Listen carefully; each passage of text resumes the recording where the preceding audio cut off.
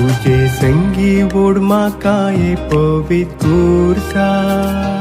म्हजो कुरीस खाण घेवन चलता हर एक दिसा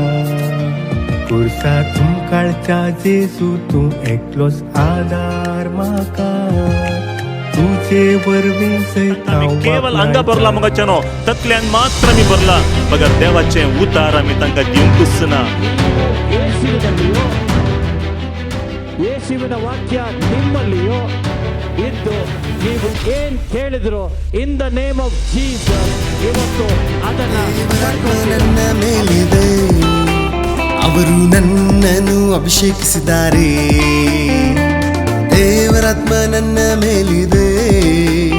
ಅವರು ನನ್ನನ್ನು ಅಭಿಷೇಕಿಸಿದ್ದಾರೆ